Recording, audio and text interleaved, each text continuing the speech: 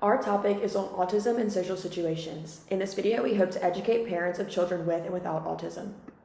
We are going to break these social situations down into two factors: the child factors or triggers and bystander reactions. In this video, we are going to mainly focus on the child factors. Children with autism can struggle more with sensory triggers than other children. They can be hypo or hypersensitive. Hyposensitive is when the child needs more sensory input. Hypersensitive is when the child has too much sensory input. These children may react adversely to loud music, bright flashing lights, or very large crowds. Children with autism cannot express themselves with words as easily. This can cause them to have meltdowns. This is normal and in no way the parent's fault. These social situations can be greatly impacted by the bystander's reactions. If you are a bystander and notice a typical trigger, please help the family out by trying to adjust the environmental factors that could be contributing.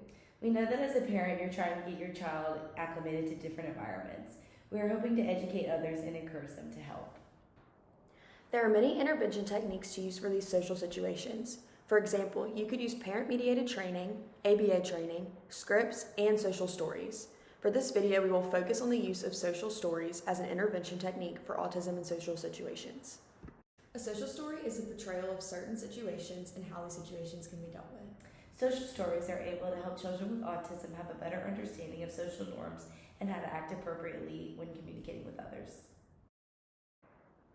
Social stories offer many benefits to children with autism. It allows children to develop more appropriate social skills, have a better understanding of their emotions, and how to address them. These can also provide tools to develop friendships and join in on group activities. We will provide an example social story, but before we do, we will introduce our mock client that this story is based off of. Ben is an 8-year-old boy who loves to give hugs. He is hyposensitive, and this leads him to jumping a lot to get more sensory input. Lastly, Ben is very talkative and social with his peers. Sometimes I have to ride the bus to school. When I am riding the bus, I will have to go sit next to my friends. I love getting to sit next to my friends. I have to remember that my friends like their personal space. If I want to give a hug, then I give a hug to my book sack. I also need to talk to my friends in an inside voice because I do not want to make it hard for the bus driver to hear. I will remember that on the bus we are supposed to stay sitting all the time. I do not want to fall and hurt myself or any of my friends. If I need to jump, I can bounce my feet on the ground while sitting. I need to keep all of my things in my school bag because if not, I might lose something.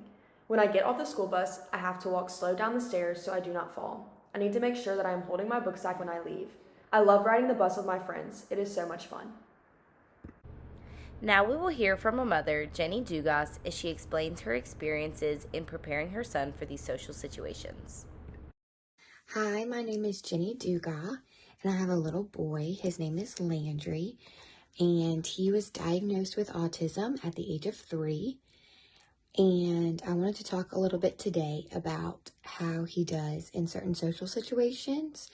So when we're preparing to go out into a social situation or to a place that Landry might be unfamiliar with, we do a lot of talking a couple of days before if we can, prepping him for what he might experience and what he might see.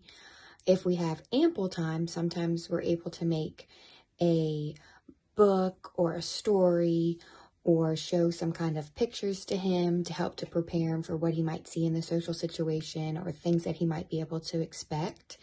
If it's kind of a short notice change of the schedule or change of the situation, we might just talk about it in the car and say, here's the expectation. We're going to do this, then we're going to do this, and then we can go to mommy and daddy's car, or we can leave, or do whatever he might like to do. Maybe set up some kind of reward for him. We know that many families that have children who are on the spectrum, it can be stressful or cause extra worry to have to go into social situations, preparing and setting things up, and the stress it puts on you and your family to try to take your child somewhere is sometimes a lot. But I encourage you just to try new things and to get out there, because you never know what your child may like and what your family may find success doing. So if you have it in you, take the time to go out and do some things, but we don't always have it in us either, so it's okay to just take the time and be in your safe home environment and enjoy that time too. But don't be afraid to get out and enjoy what all life has to offer. Thank you so much for watching our video. We hope that we provided some helpful information to help you and your child in these social situations. We know it can be difficult at times, but you're doing great. Keep advocating and supporting your child.